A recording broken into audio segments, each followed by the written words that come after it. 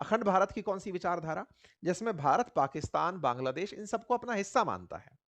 ऐसे ही बयान इन छोटे-मोटे चिलगोजों के द्वारा भी दिए गए जिन्होंने कभी शेख हसीना की सत्ता पलटा दी।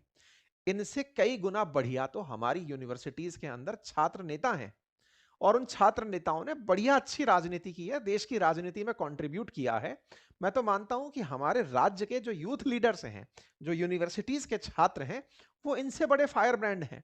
पर हमारे देश में चूंकि एक व्यवस्था है, हर तरह की राजनीति की व्यवस्था है, सब कॉलेज के कल्चर हैं, ये दो चार ऐसे लोग निकल कर आते हैं और इन्हें लगता है कि ये भारत को हाँक देंगे। मजेदार बात तो ये है, ये वही वाली स्थिति है कि भारत 140 करोड़ का कुछ लाख पॉपुलेशन वाला मालदीव्स भी भारत के खिलाफ जब कुछ बोलता था, तो हमारे यहां तो बड़ी चर्चा हो जाती थी कि यार इसकी हिम्मत कैसे है।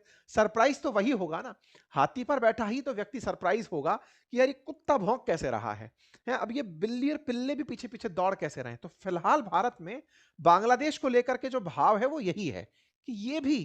तो ऐसी स्थिति में पाकिस्तान को बड़ा आनंद इस बात पर आ रहा है, क्योंकि पाकिस्तान की भारत से तो राइवलरी तगड़ी है। इतनी बेइज्जती की 93,000 पाकिस्तानी सैनिकों की अगर पेंटे उतरवा दी गई थी, तो पाकिस्तानियों में तो शर्म होगी ना। पाकिस्तानी उस गिल्ट से बाहर निकलने के लिए तरह तरह के हथकंडे अपना रहे हैं। बांग्लादेश से ही वो शर्म को वापस लाना चाहते हैं। वो चाहते हैं कि बांग्लादेश में भारत के विरोध में पूरी तरह से भारत विरोधी सारे कैंप चालू हो जाएं, बांग्लादेशी लोग नफरत करने लगे भारत से, भारत को एक और मोर्चा साधने में दिक्कत आने लगे।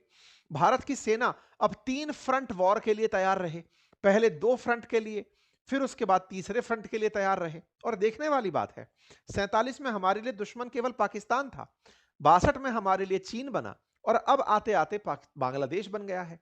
और ऐसी स्थिति में ये स्थितियां बन रही हैं, इसको बकायदा इस्लामिक कट्टरपंथियों के माध्यम से